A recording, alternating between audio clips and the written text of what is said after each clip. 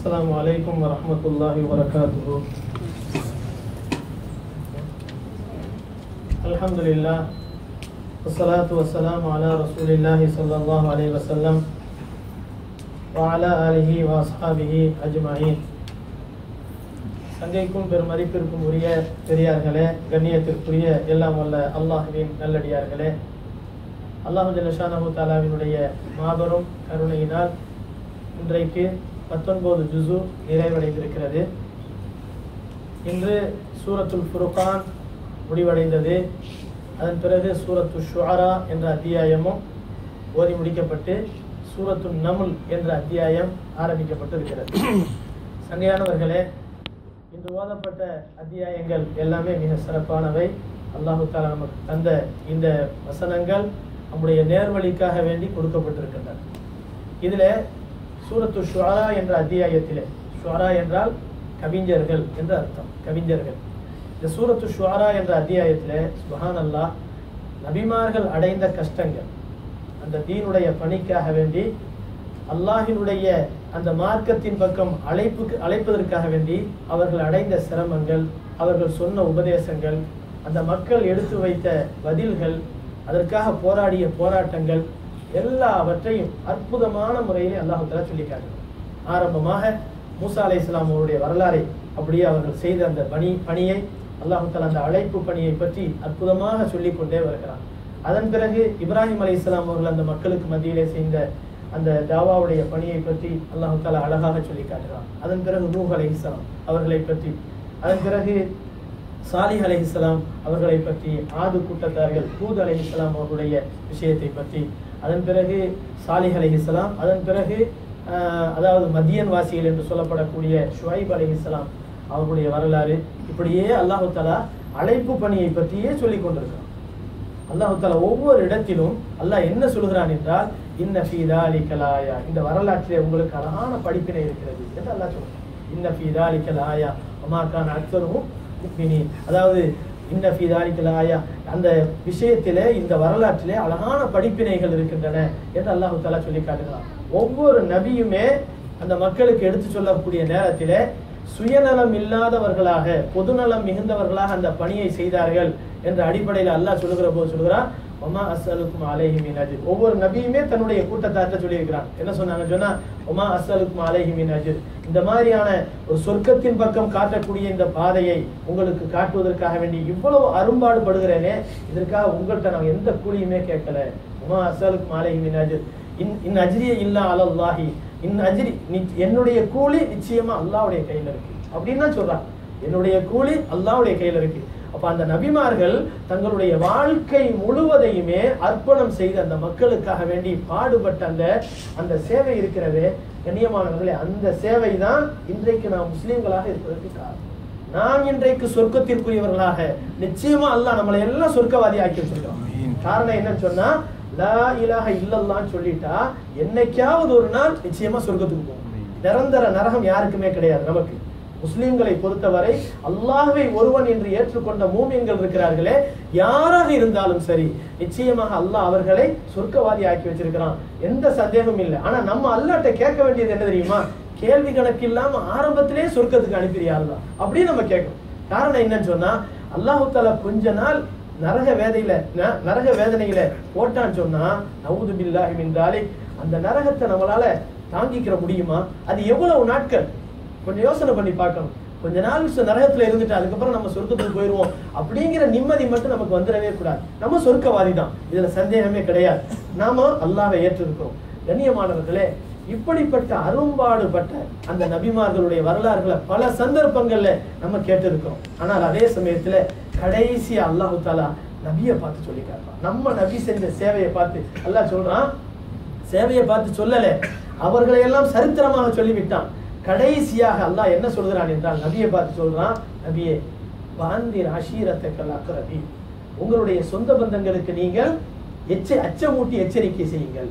வக்ஃபில் ஜனாஹக லிமன் இத்தபஅக மினல் முஃமினீன், யார் உங்களை பின்பற்றக்கூடிய மூமின்களாக இருக்கிறார்களோ அவர்களுக்கு நீங்கள் பணிவை மேற்கொள்ளுங்கள், அவர்களிடத்திலே பணிவாக நடந்து கொள்ளுங்கள் என்று அல்லாஹ் சொல்லி காட்டுகிறான். கண்ணியமானவர்களே, மூமின்கள் ஒவ்வொருவரும் உயர்ந்தவர்கள், ஒவ்வொருவரும் மூமின்கள் உயர்ந்தவர்கள். நான் இவரை விட பெரியவன் அவரை விட பெரியவங்கிற எண்ணம் நமக்கு வரவே கூடாது.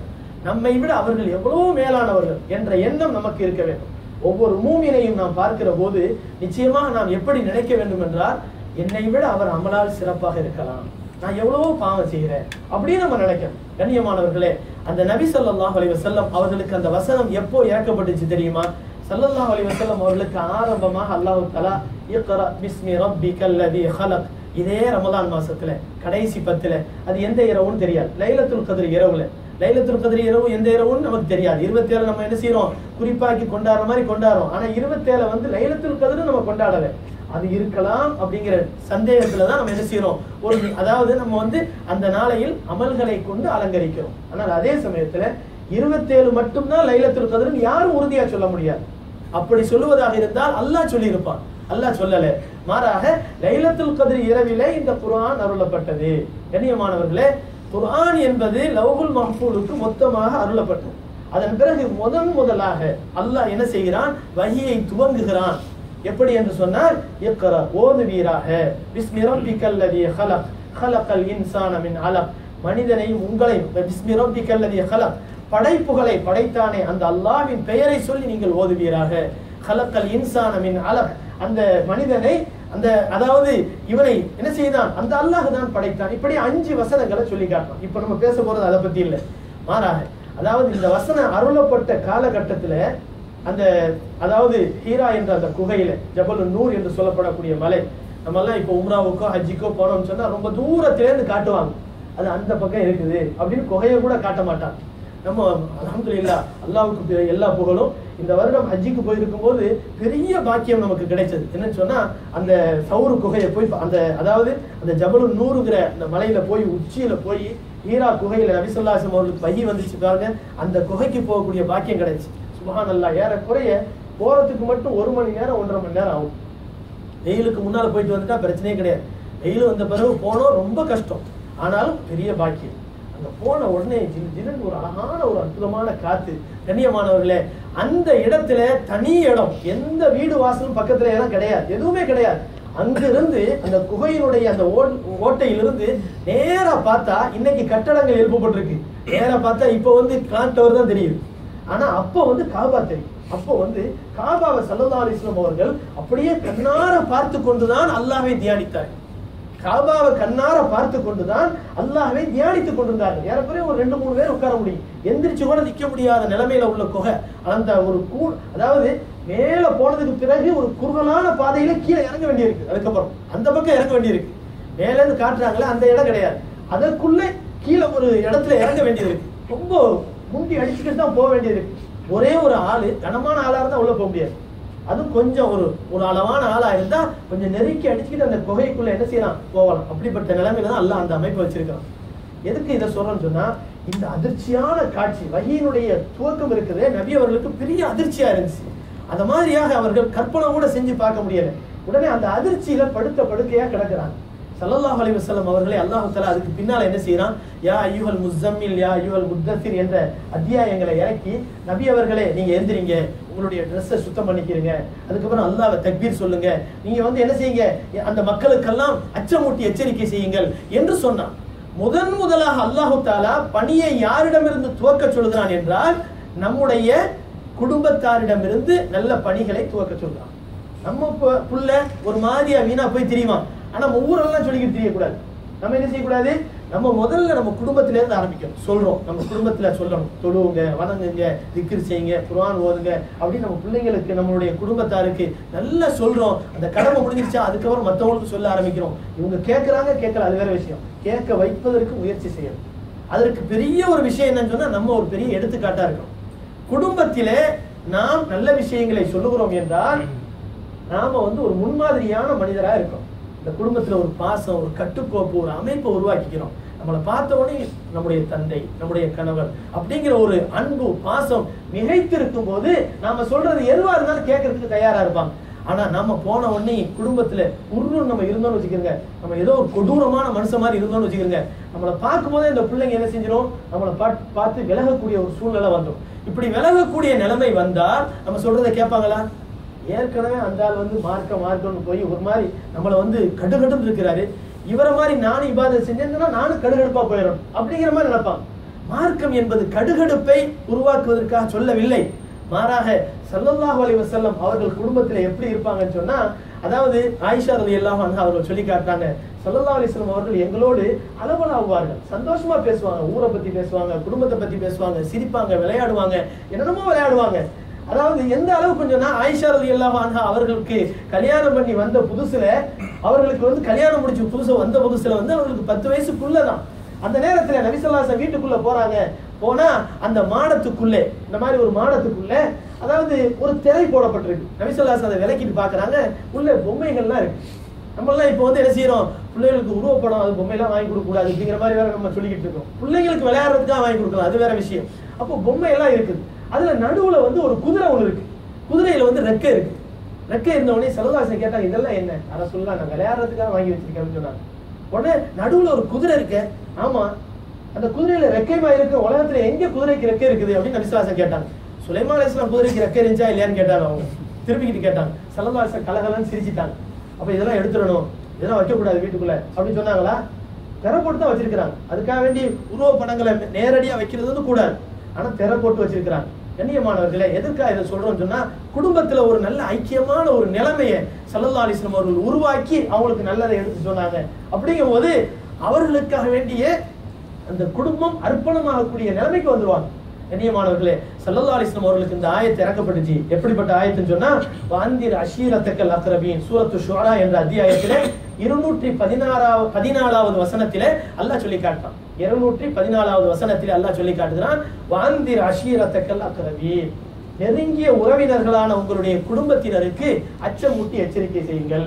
ஸல்லல்லாஹு அலைஹி வஸல்லம் அவர்கள் அப்பதான் முதல்ல வெளியே வர்றாங்க. அலி ரலியல்லாஹு தஆலா முதல்ல வெளியே வந்து என்ன செய்யறாங்க சொன்னாங்க, உயரமான இடம். இப்ப சஃபா மலைக்கு ஏறும் பாருங்க, சஃபா மலைக்கு பக்கத்துல மன்னருடைய மாளிகை ஒன்று பின்னால் கட்டப்பட்டிருக்கு பாருங்க, அது வந்து அபூ குபைஸ் மலை.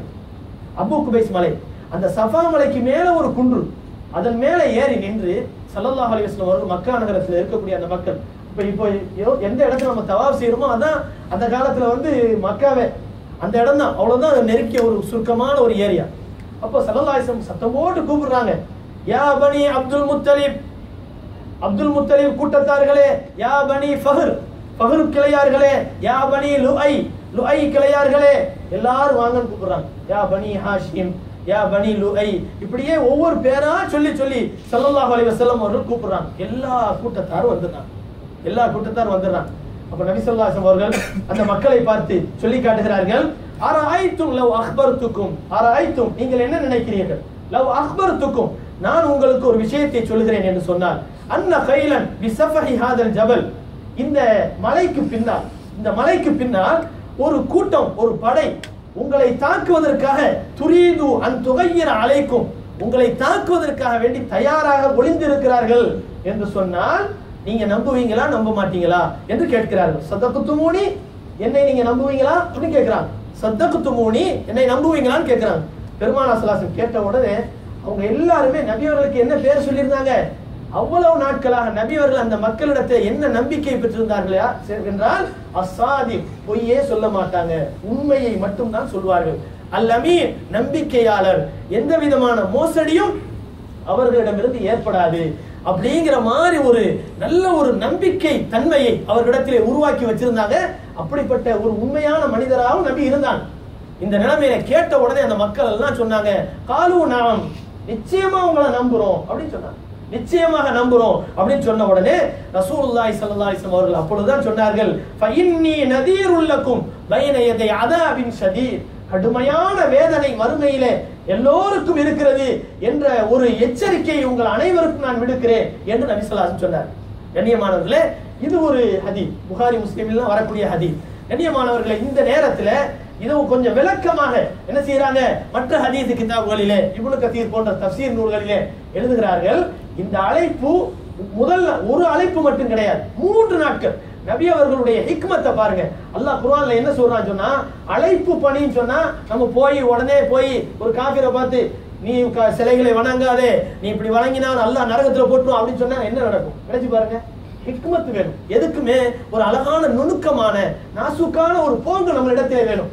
இல்லாமல் நாம் எடுத்தோம் கவிழ்த்தோம் என்று இருந்தால் நமக்கு தான் அடி விழுவுமே தவிர என்ன ஆகாது, அந்த தீன் பரவாது. நபி ஸல்லல்லாஹு அலைஹி வஸல்லம் அவர்களை பார்த்து அல்லாஹ் சொல்கிறான், உதுஉ இலா சபீலி ரப்பிக பில் ஹிக்மதி வல் மௌஇலத்தில் ஹஸனா. அல்லாஹ் சொல்கிறான், நீங்கள் ஹிக்மத் என்ற ஞானத்தின் மூலமாக ஒரு அற்புதமான ஒரு நாசுக்கான தன்மையை கொண்டு என்ன செய்யுங்க, அந்த மக்களிடத்திலே மக்களை தீனின் பக்கம் அழையுங்கள். மௌஇலத்தில் ஹஸனா, அழகான உபதேசத்தை கொண்டு அழையுங்கள். கரடு முரடான உபதேசம் பண்ணாதீங்க, அழகிய உபதேசத்தை நீங்கள் அவர்களுக்கு சொல்லி தீனின் பக்கம் அழையுங்கள் என்று அல்லாஹ் தஆலா சொல்லி காட்டுறான்.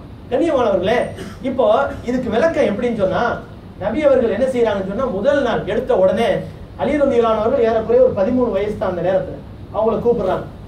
கூப்பிட்டு சொல்றாங்க, இன்னைக்கு நான் ஒரு விருந்து வைக்க போறேன், ஏறக்குறைய ஒரு 30-40 பேர் வருவாங்க. ஒரு ஆளை கொடுத்து சொல்றாங்க, இதுல இருந்து கறியை சமைச்சு நல்ல ஒரு விருந்து சமைச்சு அப்படின்னு சொல்றாங்க.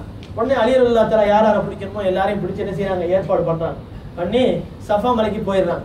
மேல போய் அந்த விருந்து எல்லாரும் ஏற்பாடு பண்ணி நபி ஸல்லல்லாஹு அலைஹி வஸல்லம் எல்லா மக்களையும் கூப்பிடுறாங்க. கூப்பிட்டு சொல்றாங்க, எல்லாரும் வாங்கன்ற உடனே எல்லாரும் வந்துடுறாங்க. நபி ஸல்லல்லாஹு அலைஹி வஸல்லம் என்ன செய்யறாங்க, முதல்ல அலி ரலியல்லாஹு தஆலா சொல்லி எல்லாருக்கும் விருந்து வைங்கன்றாங்க. எல்லாருக்கும் ரொட்டி கறி எல்லாம் வைக்கப்படுது. எல்லாம் சரியா நல்லா அழகா சாப்பிடுறாங்க. சாப்பிட்டு முடிச்சதுக்கு பிறகு தண்ணி கொடுக்குறாங்க. அவங்களுக்கு குடிக்கக்கூடிய பானங்கள் கொடுக்கப்படுது. அந்த பானங்களும் கொடுத்ததுக்கு பின்னால அந்த எல்லாத்தையும் அருந்தி முடிச்சு எல்லாமே காலியா போயிரு. போனதுக்கு பின்னால உடனே நபி அவர்கள் அப்பதான் கொஞ்சம் கொஞ்சம் பிரச்சாரத்தை ஆரம்பிச்சிருக்கக்கூடிய புதுசு. அபூ லஹப் என்ன செய்யறாரு, எல்லாம் சாப்பிட்டு முடிச்சதுக்கு பின்னால உடனே எல்லா மக்களையும் பார்த்து சொன்னார், அபூ லஹப் சொன்னார், மக்களே இவரை நீங்கள் நம்பாதீர்கள், இவர் சாப்பாடு கொடுத்து உங்களை ஏமாத்துறாரு, உணவு கொடுத்து உங்களை ஏமாத்துறாரு, இவர் ஒரு சூனியக்காரரு, இவர் நம்பாதீங்க அப்படின்ற உடனே எல்லாம் பிரிஞ்சு போயிட்டாங்க. நபி அவர்கள் பேச ஆரம்பிக்கிறதுக்கு முன்னாலே விருந்து கொடுத்து அவங்களுடைய நோக்கமே என்னன்னு சொன்னா, நல்ல இந்த அழைப்பை கொடுக்க வேண்டும் என்பதுதான். ஆனா விருந்து எல்லாம் காலி ஆயிடுச்சு. ஆனா நபி அவர்கள் பேசுறதுக்கு முன்னால எல்லாரையும் கூட்டிட்டு போயிட்டாரு. யாரு இப்படி செய்தாங்க இருப்பாங்க உலகத்துல, நல்ல காரியத்தை சொன்னா கெடுக்கிறதுக்குன்னு சில பேர் இருப்பான் பாருங்க. அப்ப இந்த மாதிரி ரசூலுல்லாஹி ஸல்லல்லாஹு அலைஹி வஸல்லம் அவர்கள் செலவு பண்றாங்க, கஷ்டப்படுறாங்க, விருந்து வைக்கிறாங்க, சாப்பிடாம போனாலும் பிரச்சனை இல்லை, சாப்பிட்டு எல்லாத்தையும் சாப்பிட்டதுக்கு பின்னால நான் நம்பாதீங்க இந்த ஆளை அப்படின்னு சொல்லிட்டு எல்லாரையும் கூட்டிட்டு போயிட்டாங்க. முதல் நாள் 40 பேருக்கு சாப்பாடு கொடுத்து எல்லாரும் போனாரு. நபி ஸல்லல்லாஹு அலைஹி வஸல்லம் மன தளரல. ரெண்டாவது அலி ரலியல்லாஹு தஆலா கூப்பிடுறாங்க. அடுத்த நாள், அலியே இன்னைக்கு விருந்து ஏற்பாடு பண்ணுங்க. யார சொல்ல நேத்தே எந்திரிச்சு போயிட்டாங்களே, பரவாயில்லை, அதை பத்தி பிரச்சனை இல்லை, பரவாயில்லை, அதை பத்தி பிரச்சனை இல்லை, இன்னைக்கு விருந்து ஏற்பாடு பண்ணுங்க. விருந்து ஏற்பாடு பண்ணப்படுது. அன்றைக்கும் நபி ஸல்லல்லாஹு அலைஹி வஸல்லம் அவர்கள் எல்லாரையும் கூப்பிடுறாங்க. அந்த சஃபா மலையில எல்லாம் ஒன்னா கூடிடுறாங்க. கூடினதுக்கு பின்னால உங்களுக்கு எல்லாம் விருந்து வைக்கிறேன் அப்படின்னு சொல்லிட்டு விருந்து வைக்கிறாங்க. எல்லா சாப்பாடும் முடியுது, தண்ணி எல்லாம் முடியுது. முடிஞ்சதுக்கு பின்னாலே அபூ லஹப் சொல்றாரு, பேச ஆரம்பிக்கிறதுக்காக நபி அவர்கள் எந்திரிக்கிறாங்க. அபூ லஹப் சொன்னாரு, இதோ உங்களுடைய இந்த மனிதர் இருக்கிறாரே சூனியக்காரர், இவர் நம்பாதீங்க, இவரை பேச விடாதீங்க அப்படின்னு எல்லாரையும் கூட்டிட்டு போயிடுறாரு. ரெண்டாவது நாள் முடிஞ்சு போச்சு. மூணாவது நாள் நபி ஸல்லல்லாஹு அலைஹி வஸல்லம் அவர்கள் அதே மாதிரி அலி ரலியல்லாஹு தஆலா கேக்குறாங்க. அலி ரலியல்லாஹு அன்ஹு சொல்றாங்க, யா ரசூலுல்லாஹ் நேத்து இந்த மாதிரி நடந்துச்சே, முந்தா நாள் நடந்துச்சே, இந்த மாதிரி இருக்கும்போது மூணாவது நாள் விருந்து வைக்கணுமா? பரவாயில்லை, அதை பத்தி பிரச்சனை இல்லை, விருந்து வைப்போம் அப்படி மூணாவது நாள் விருந்து வைக்கிறாங்க. மனசாட்சி இருக்காது. அப்ப சாப்பாடு சாப்பிட்டா உட்கார்ந்து கேட்கணுங்கிற ஒரு மனசாட்சி இருக்கதான் செய்யும். அரபுகள் இந்த விஷயத்துல ரொம்ப முக்கியமான ஆட்கள், வாக்குறுதி தவற மாட்டாங்க, உண்மையா இருப்பாங்க. அதே மாதிரி இந்த மாதிரி விஷயத்துல அவர்களிடத்துல இருக்கக்கூடிய அடிப்படையான சில தன்மைகள், அவர்களிடத்துல நல்ல குணங்கள் இருந்தன. அந்த வகையில மூணாவது நாள் சாப்பிட்டதுக்கு பின்னால அபூ லஹப் என்ன சொல்லி என்ன செய்யல, யாருமே கேட்கல, முகமது நீங்க பேசுங்க அப்படின்ட்டாங்க. முகமது நீங்க பேசுங்கன்னு சொன்னோடனே ஸல்லல்லாஹு அலைஹி வஸல்லம் அவர்கள் இந்த மாதிரி எடுத்து சொல்றாங்க. எடுத்து சொன்ன உடனே அபூ லஹபால உட்கார்ந்து தாங்கிட்டு உட்கார முடியல. உடனே சொன்னாரு, அபூ லஹப் சொன்னார், தப்பல் லக சாயிரல் யௌம் அமா தஅவுதனா இல்லா லிஹாதா என்பதாக சொன்னார். இந்த காலம் முழுவதும் நீ நாசமா போணும், அல்லாஹ் காப்பாத்தணும், சுப்ஹானல்லாஹ், அல்லாஹ் காப்பாத்தணும். நபி அவர்களை பார்த்து சொல்லுகிறார், தப்பல் லக சாயிரல் யௌம், காலம் முழுவதும் நீ உட்பட மாட்டே என்பதாக சொல்லுகிறார். சொல்லிவிட்டு சொன்னார், அமா தஅவுதனா இல்லா லிஹாதா, இதுக்காக எங்களை கூப்பிட்ட என்பதாக சொல்லி கையினால் மண்ணை அள்ளி வீசுகிறார் நபி ஸல்லல்லாஹு அலைஹி வஸல்லம். கண்ணியமானவர்களே, மலையின் மீது மண் இருக்குமா? நினைச்சு பாருங்க. பொடிக்கற்களை அள்ளி அடித்திருப்பார். நபி அவர்களுக்கு எவ்வளவு வலிச்சிருக்கும், எவ்வளவு வலித்திருக்கும். நபி ஸல்லல்லாஹு அலைஹி வஸல்லம் தாங்கிக் கொண்டார்கள், தூசியை தட்டி கொண்டார்கள். அல்லாஹ் தஆலாவுக்கு தாங்க முடியல, அல்லாஹ்வுக்கு தாங்க முடியல. அந்த நேரத்துல தான் அல்லாஹ் தஆலா அந்த வந்திர் அஷீரத்தக்கல் அக்ரபீனுக்கு அடுத்து நடந்த இந்த நிகழ்ச்சிக்கு பின்னால் தான் அல்லாஹ் என்ன செய்தான், தப்பத் யதா அபி லஹபி வ தப், என்னுடைய ஹபீப் நபியை நீ உன்னுடைய கையால் நீ அடிக்கிற, உன் கை நாசமா போயிடும் அல்லாஹ் சொன்னான். தப்பத் யதா அபி லஹபின் வ தப் மா அக்னா அன்ஹு மாலு மா கஸப், நீ சம்பாதித்து வைத்திருக்கக்கூடிய செல்வம் செல்வாக்கு எதுவுமே உனக்கு துணைக்கு வராது. அந்த மாதிரி அழிவு வந்தால் எதுவும் உனக்கு துணைக்கு வராது. கண்ணியமானவர்களே, நல்லவர்களை உலகமே சபித்தாலும் நல்லவர்களுக்கு எதுவும் பாதிப்பு ஏற்படாது. ஆனால் யார் சபித்தார்களோ அவர்களுக்கு நிச்சயமாக பாதிப்பு உண்டாகும். நல்லவர்களுக்கு அல்லாஹ் துணை இருக்கிறான். இதை நல்லா புரிஞ்சுக்கிறோம். நமக்கு யாருமே துணை இல்லையே, உலகமே நம்மை கேவலப்படுத்துகிறதே. நினைச்சு பாருங்க, இன்னைக்கு சூரத்து ஷுஆராவுல சொல்லப்பட்ட இந்த வரலாறுகள் எல்லாம் என்ன காட்டுகின்றன என்று சொன்னால், இந்த காலத்தில் முஸ்லிம்களுக்கு என்ன கடினமான நிலை இருந்ததோ காலம் முழுவதும் அப்படித்தான் இருந்திருக்கின்றன. எந்த காலத்திலும் முஸ்லிம்கள் நிம்மதியாக இருந்தார்கள் என்று வரலாறே கிடையாது. அதற்காக வேண்டி இஸ்லாம் பொய்யாகுமா? இஸ்லாம் பொய்யாகுமா? நிச்சயமாக இல்லை. சத்தியம் இந்த உலகத்திலே படாத பாடுதான் படும். இது அல்லாஹ் எழுதி வைத்தது. கண்ணியமானவர்களே, அந்த வகையிலே நம்ம இன்னைக்கு இருக்கக்கூடிய நிலைமை இருக்குதே, ரொம்ப சொகுசான நிலைமை. அந்த சஹாபாக்கள் இன்பமான கறி அவர்கள் புசித்தே 3 மாதங்களாக இருக்கும். அதுக்கு பின்னால்தான் ஒரு நாள் கறி கிடைக்கும். ஸல்லல்லாஹு அலைஹி வஸல்லம் அவர்களுடைய வீட்டில் 3 மாதங்கள் 3 பிறைகள் பிறந்து விடும். ஆனால் உணவு இருக்காது, உணவு இருக்காது. அவர்களுடைய வீட்டில் அந்த 3 மாசத்துக்கு என்ன உணவு தெரியுமா? வாழ்க்கையிலே இந்த மாதிரி பல சூழ்நிலைகள். ஆனால் அந்த நேரத்தில் அவர்கள் உணவு என்னவென்றால் பேரிச்சம்பழம், தண்ணி, இந்த 2 தான். இன்னைக்கு நோன்பு துறக்கிறதுக்கு ஒரு பேரிச்சம்பழம் கூட நம்ம வைக்கிறது இல்லை, 2 வைக்கிறோம். 2ல நம்ம 1 தான் சாப்பிட முடியுது, இன்னொன்னு சாப்பிட முடியல சில நேரங்கள்ல. அந்த அளவுக்கு வீணடிக்கப்படுகின்றன. ரமலான் மாதம் ரிஸ்கிலே அபிவிருத்தி செய்யப்படுகிற மாதம் என்று சொல்லப்பட்டவுடன் உலகம் முழுவதும் பார்க்கிறோம். ஒரு பக்கம் பசியாலும் பட்டினியாலும் கஷ்டப்படக்கூடிய ஒரு சமுதாயம், இன்னொரு பக்கம் கொண்டு போய் குப்பையிலே கொட்டக்கூடிய சமுதாயம். அல்லாஹ் காப்பாற்ற வேண்டும். கீழே கொட்டப்படக்கூடிய உணவுகளில் தான் அல்லாஹ் பரக்கத்தை வச்சிருக்கிறான். ஷைத்தான் ஆதமுடைய மகனுடைய கையில் இருந்த அந்த பரக்கத்தான உணவை தட்டி விடுகிறான். நம்ம சாப்பிட்டு கொண்டிருக்கும் போது கீழே விழுது பாருங்க பருக்கைகள், அதுலதான் பரக்கத்து இருக்கான். ஷைத்தான் திட்டம் போட்டு தட்டி விடுறான். இதுல பரக்கத்து இருக்கு, நீ சாப்பிடாத, உனக்கு நல்ல சுகம் கிடைச்சிரும், கீழே விழுந்துரும். அதனாலதான் நபி அவர்கள் சொன்னார்கள், அதை எடுத்து கழுகி சாப்பிடுங்க. சுத்தமா இருக்குதா, எடுத்து போட்டு சாப்பிடுங்க. அதை கேவலமா நினைக்க கூடாது, கேவலமாக நினைக்கக்கூடாது. காரணம், பரக்கத்தை நாம் இழந்து விடக்கூடாது என்பதை நபி ஸல்லல்லாஹு அலைஹி வஸல்லம் அவர்கள் நமக்கு சொல்லித் தருகிறார். கண்ணியமானவர்களே, இன்று ஓதப்பட்ட இன்னொரு வசனத்திலே அல்லாஹ் தஆலா மூமின்களுக்கு அழகான ஒரு துஆவை சொல்லி தர்றான். அது என்ன துஆ? நம்முடைய குடும்பங்களுக்கு, நம்மளுடைய குடும்பத்தார், நம்முடைய பிள்ளைகள் சாலிஹானவர்களாக இருக்க வேண்டும் என்பதற்காக, நாம் நினைப்பதை போல மகிழ்ச்சியை கொடுக்கக்கூடியவர்களாக இருக்க வேண்டும் என்பதற்காக வேண்டி அல்லாஹ் தஆலா என்ன சொல்கிறான்? மூமின்கள் இப்படி துஆ செய்வார்கள். என்ன துஆ? ரப்பனா ஹப் லனா மின் அஸ்வாஜினா வ துர்ரியாத்தினா குர்ரத அயுனின் வஜஅல்னா லில் முத்தகீன இமாமா. சூரத்துல் ஃபுர்கான் என்ற அத்தியாயத்திலே 74வது வசனத்திலே அல்லாஹ் சொல்லி காட்டுகிறான், ரப்பனா ஹப் லனா, எங்களுடைய இரட்சகனே எங்களுக்கு நீ வழங்குவாயாக, மின் அஸ்வாஜினா, எங்கள் மனைவிமார்களின் மூலமாக. மனைவிமார்கள் அந்த துஆவை செஞ்சா கணவன்மார்களின் மூலமாக அர்த்தம், ரெண்டுமே அர்த்தம் கொடுக்கலாம். ரப்பனா ஹப் லனா மின் அஸ்வாஜினா, எங்களுடைய கணவன்மார்களின் மூலமாக அல்லது எங்களுடைய மனைவிமார்களின் மூலமாக எங்களுக்கு கண்குளிர்ச்சியை உண்டாக்குவாயாக. அவங்கள ஃபித்னாவா ஆக்கிறாதே, அவர்களின் மூலமாக நாங்க சந்தோஷமா இருக்கணும், நாங்க கவலைப்படக்கூடாது. எவ்வளவு முக்கியமான துஆ. இன்னைக்கு பல வீடுகள் எப்படி இருக்கிறது என்றால், அதாவது வீட்டுல பிரச்சனைன்னு சொல்லிட்டு கடை வீதிக்கு சுத்த வர்றாங்க. எத்தனையோ பேரு வீட்டுல பிரச்சனை, உன்னோட பேசிக்கிட்டு என்னால இருக்க முடியல அப்படின்னு சொல்லிட்டு என்ன செய்யறாங்க, காலார அப்படி நடந்து வரலாம்னு சொல்லிட்டு பஜார்ல சுத்தி பார்த்துட்டு வரலாம்னு வர்றாங்க. நிம்மதியை தேடி வெளியே கிளம்பக்கூடிய கூட்டம் தான் அதிகம். ஆனால் நாம் உண்மையான முஸ்லிம் குடும்பமாக இருந்தால் வெளியிலே இல்லாத நிம்மதியை தேடி வீட்டுக்கு போக வேண்டும். இதுதான் அந்யோன்யமான முஸ்லிம் குடும்பம் என்ற அர்த்தம். நாம் எப்படி இருக்கிறோம்? ஒவ்வொருவரும் அவரவருடைய குடும்பத்தை கொண்டு நாம் எடை போடலாம், நம்முடைய குடும்பம் எப்படிப்பட்ட குடும்பம் என்று. அல்லாஹ் இதைத்தான் துஆவாக சொல்லுகிறான். ரப்பனா ஹப் லனா மின் அஸ்வாஜினா, எங்களுடைய இரட்சகனே எங்களுக்கு நீ வழங்குவாயாக, எங்களுடைய மனைவி மக்களின் மூலமாக, மின் அஸ்வாஜினா வ துர்ரியாத்தினா, எங்களுடைய மனைவி மக்களின் மூலமாக எங்களுக்கு கண்குளிர்ச்சியை, சந்தோஷத்தை தருவாயாக. கண்குளிர்ச்சி, குர்ரத் ஐன் என்று சொன்னால் என்ன அர்த்தம் தெரியுமா? சந்தோஷத்திலே மிகுதியான சந்தோஷம், சந்தோஷத்திலேயே மிகுதியான சந்தோஷத்தை அல்லாஹ் தஆலா சொல்லி காட்டுகிறான். குர்ரத் அயுனின் வஜஅல்னா, நாங்க மட்டும் எப்படி இருக்க கூடாது, நாங்களும் பொடுபோக்கா இருக்க கூடாது. வஜஅல்னா, எங்களை நீ ஆக்குவாயாக, லில் முத்தகீன இமாமா, தக்வா உடையவர்களுக்கு ஒரு முன்னோடியாக்கு, தக்வா உடையவர்களுக்கு முன்னோடியாக்கு. இப்படி இருந்தாதான் இந்த துஆவை கேட்கிறதுக்கு தகுதி. நாம வந்து ஒரு பொடுபோக்கா இருந்துகிட்டு அல்லாஹ்ட்ட இந்த துஆ கேட்டோம்னு சொன்னா எப்படி சரியா வரும்? நாம முன்மாதிரி இல்லை, நம்ம குடும்பத்துக்கு நம்ம முன்மாதிரி இல்லை. கண்ணியமானவர்களே, நபிமார்கள் தன்னுடைய குடும்பத்தாருக்கு செய்த உபதேசங்களை எல்லாம் அல்லாஹ் குர்ஆனிலே பல இடங்களிலே சொல்லி காட்டுகிறான். நூஹ் அலைஹிஸ்ஸலாம் தன்னுடைய மகனுக்கு செய்த உபதேசம், இப்ராஹிம் அலைஹிஸ்ஸலாம் தன்னுடைய மக்களை கூப்பிட்டு சொல்றாங்க.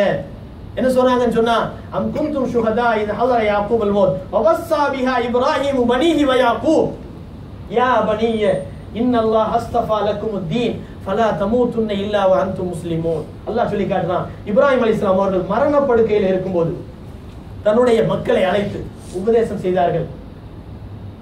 இன்னல்லாஹ் அஸ்தஃபா ஆதம, அதாவது என்னுடைய மக்களே, யா புனைய இன்னல்லாஹ் அஸ்தஃபா லக்குமுத்தீன, உங்களுக்காக இஸ்லாமிய மார்க்கத்தை தேர்ந்தெடுத்து கொடுத்திருக்கிறான்.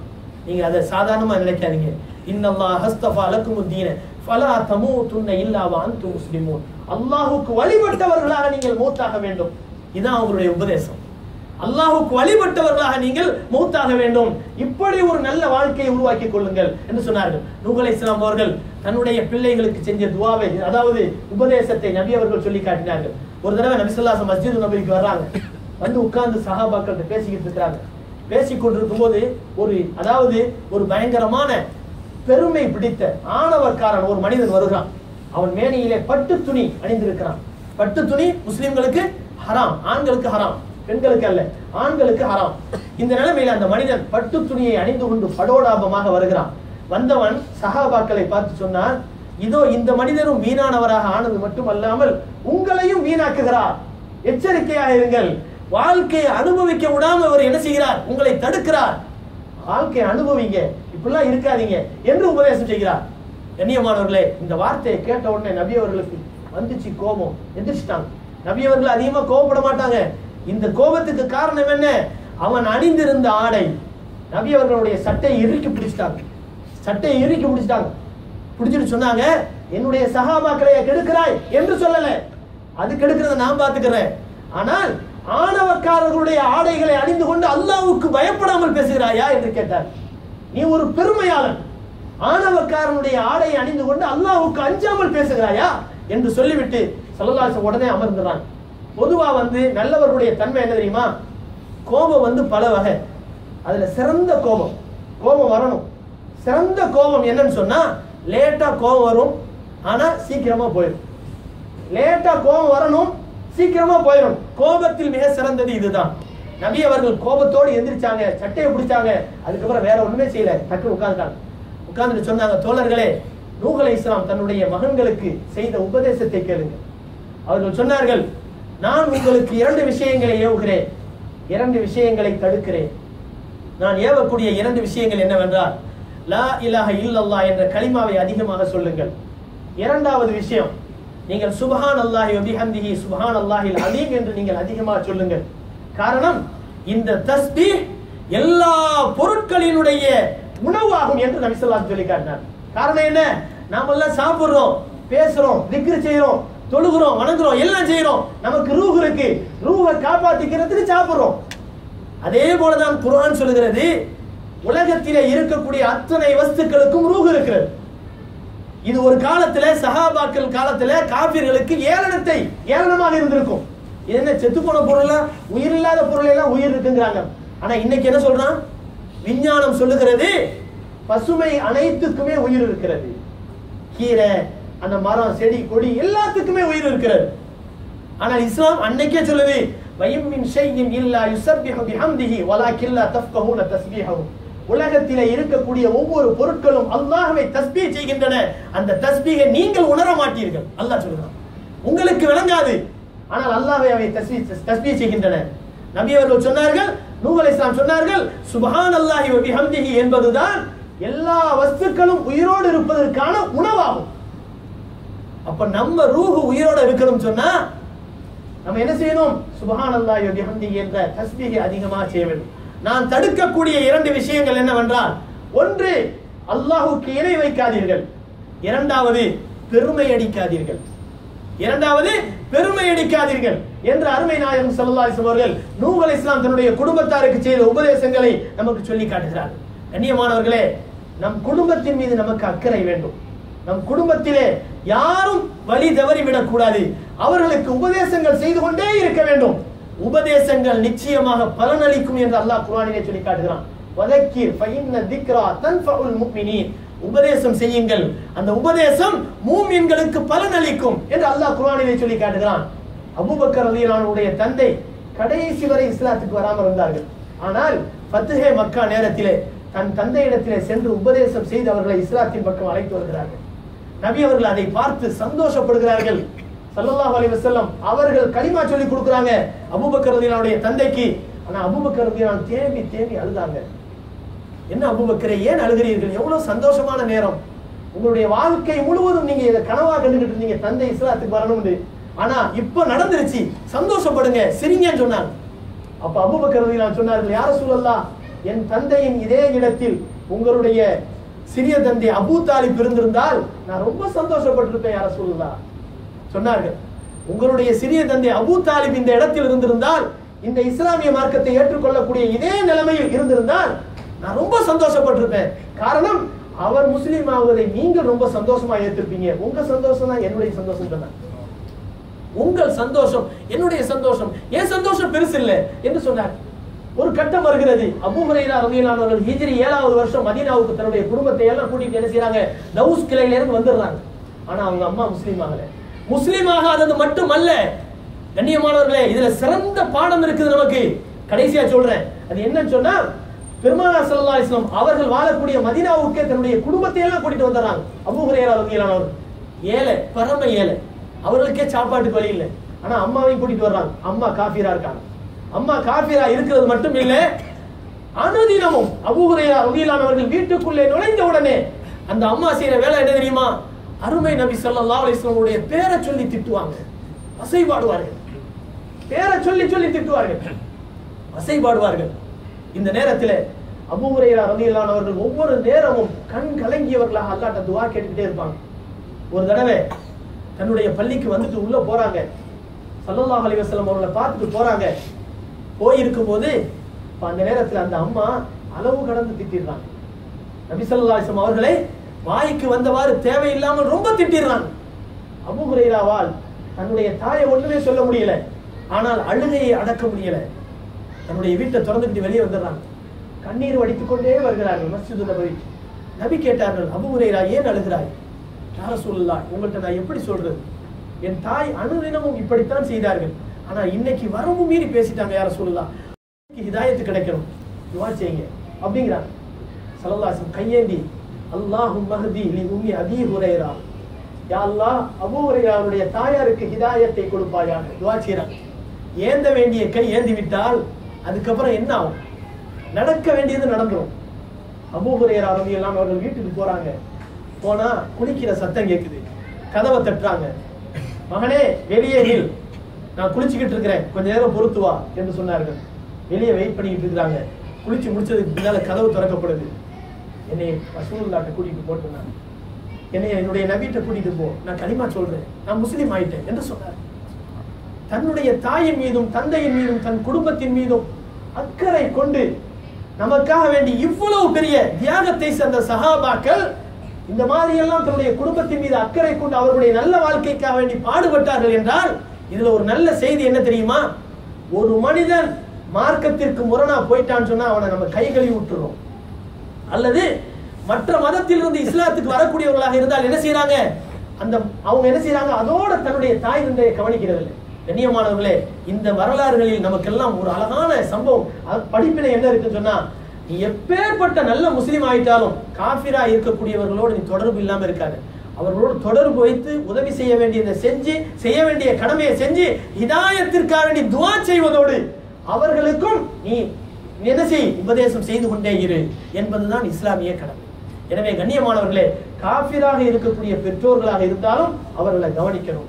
ஸல்லல்லாஹு அலைஹி வஸல்லம் அவர்களும் சஹாபாக்களும் மற்ற நபிமார்களும் இப்படித்தான் இருந்திருக்கிறார்கள் என்ற இந்த வரலாறு நமக்கு இந்த வசனத்தின் மூலமாக அழகான படிப்பினையாக நமக்கு கிடைக்கின்றன.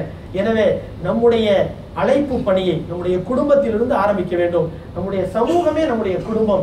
இந்த அடிப்படையிலே நாம் சொர்க்கத்துக்கு செல்ல வேண்டும் என்ற ஆசை, எல்லோரும் சொர்க்கத்துக்கு போக வேண்டும் என்ற ஆசையாக வளர வேண்டும். அல்லாஹ் தஆலா நம் அனைவரையும் ஜன்னத்துல் ஃபிர்தௌஸ் என்ற சொர்க்கத்திலே எல்லோரையும் அல்லாஹ் தஆலா நுழைய வைப்பானாக.